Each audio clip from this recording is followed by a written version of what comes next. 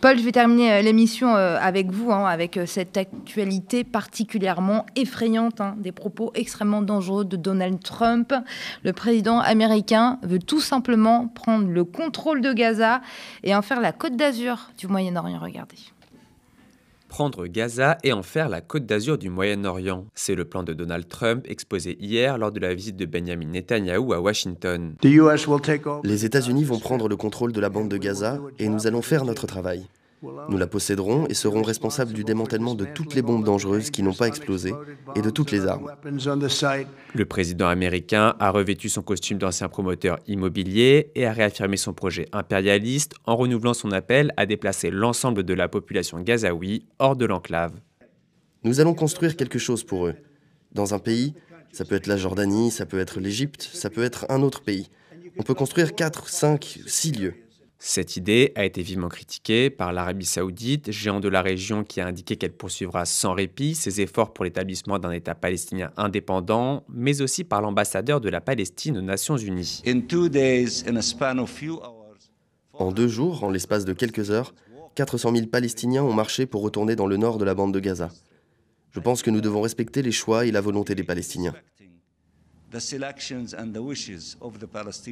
La France, elle, a réaffirmé son opposition à tout déplacement forcé de la population palestinienne de Gaza.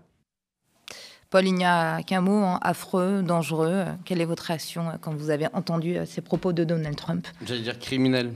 Parce qu'en fait, quelle que soit l'interprétation que vous avez de ces propos, toutes peuvent être qualifiées de crime. Soit vous parlez d'une annexion par les États-Unis, c'est une violation du droit international, soit vous parlez de nettoyage ethnique. Ce qui n'est pas une proposition politique. C'est un crime contre l'humanité selon les statuts de la Cour pénale internationale. Donc non, cette proposition est effectivement affreuse, mais elle est criminelle.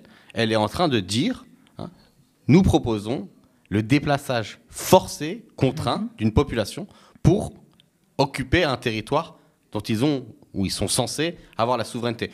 Je remarque que ce n'est pas forcément très surprenant de la part d'un homme qui explique qu'il veut expulser des millions d'individus sur le territoire américain. Donc c'est dangereux, mais en même temps, c'est aussi un symbole. Là, il y a Benjamin Netanyahou, le criminel de guerre, qui est reçu aux États-Unis, et c'est à ce moment-là qu'il fait cette annonce. Ce qui veut dire que Donald Trump va être le porte-voix des désirs les plus fous de l'extrême droite israélienne.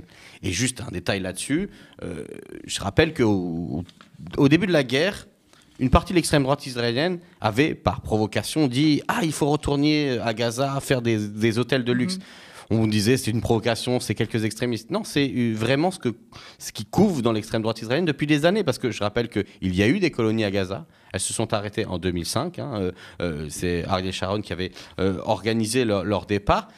Parce que c'était stratégiquement très difficile pour l'État colonial israélien de maîtriser la bande de Gaza. Mais enfin, dans ce contexte, c'est un rêve pour l'extrême droite israélienne de se réapproprier Gaza. Et donc, du coup, cette proposition, c'est vraiment leur dire « allez-y ». De toute façon, ils ont accepté toutes les étapes, tous les pays occidentaux ont accepté toutes les étapes du génocide palestinien. Donc, pourquoi s'arrêter ici ? Pourquoi sans sanctions, sans stop ? À part des communiqués diplomatiques, ça reste ici. Une déclaration qui a été célébrée. Il y a le ministre israélien de la Sécurité nationale qui a même dit « Donald, cela ressemble au début d'une belle amitié ». C'est vraiment une déclaration qui a été célébrée très fortement à Israël. Mais on a aussi, bien évidemment, des réactions qui dénonçaient ces propos, réactions du président indonésien, du président brésilien. Et puis, on a eu cette réaction française qui était plutôt courte. Elle se dit opposée à tout déplacement forcé de la population palestinienne de Gaza et estime qu'il s'agit d'une violation grave du droit international. Alors que la France acte il y a violation du droit international de la part des Israéliens, ce n'est pas la première fois. Ça n'a rien changé. Qu'attend-elle pour aller plus loin ?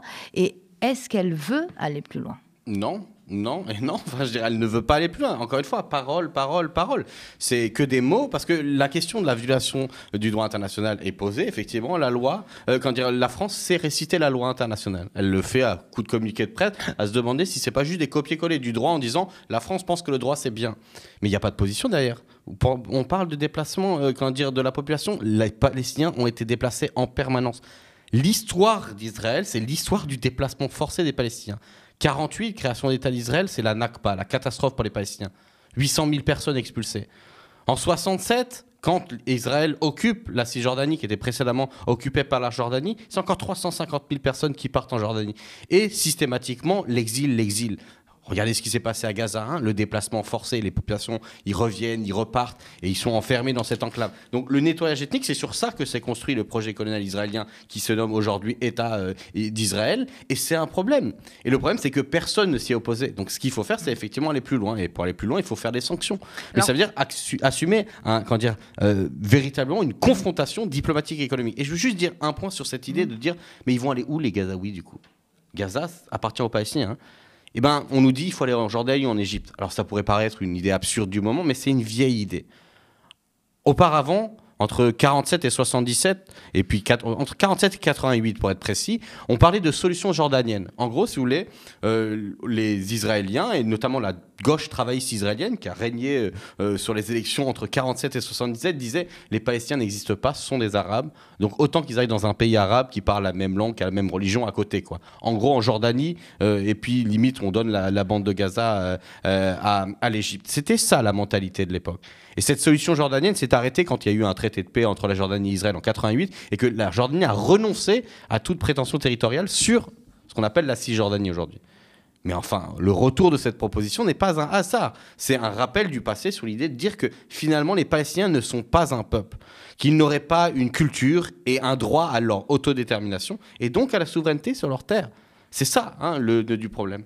Alors, on se rappelle des propos de Donald Trump sur le Groenland, levé de bouclier dès le lendemain, quelques heures après ses propos. Tout le monde avait vivement critiqué ce qu'il avait dit.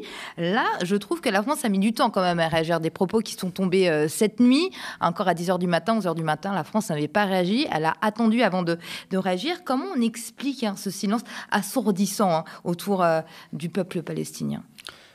D'abord par la complicité active de nos pays, avec l'État colonial israélien. Dans sa longue histoire, si vous voulez, lorsque les premiers mouvements sionistes veulent établir ce qu'on appelait à l'époque un foyer national juif, les arguments qui ont été présentés aux pays européens étaient des arguments typiques de la période coloniale, en disant on va faire un bastion, qui sera un bastion, une forteresse, une porte avancée de la civilisation contre la barbarie. Sous-entendu, peignant le monde arabe, les populations qui vivaient comme des barbares non civilisés. Ce qui est typique du discours de civilisation qui a justifié la colonisation.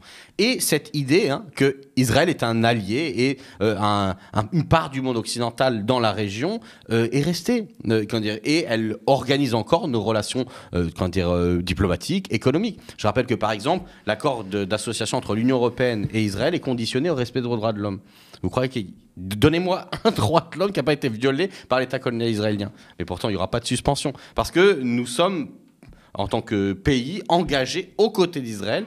Et la seule proposition qui émane d'un certain nombre de pays qui seraient moins radicaux que les États-Unis dans leur soutien, par exemple la France, l'Allemagne, ce que vous voulez, c'est de dire ah non, il faut que l'autorité palestinienne, l'autorité corrompue qui gère la Cisjordanie et qui sert de flic à l'État colonial israélien en Cisjordanie, puisse avoir une souveraineté de Gaza contre le résultat des élections, des seules élections qui avaient été tenues dans le territoire palestinien. Donc c'est ça le problème, c'est qu'on est complice et que lorsque nos pays, la France et les pays occidentaux hors États-Unis, ne sont pas complices, leurs propositions diplomatiques sont calquées sur des modèles politiques de la région d'il y a 30 ans, et quand ils ne sont pas calqués sur ces modèles-là, ils sont pour la continuité des erreurs qui a amené à la situation actuelle. C'est-à-dire l'impasse, le soutien à des gens qui n'ont aucune légitimité politique et qui en plus sont corrompus. Paul, merci d'avoir été avec nous ce soir. Je rappelle que vous êtes notre analyste politique. Merci beaucoup d'avoir répondu à nos questions. Merci.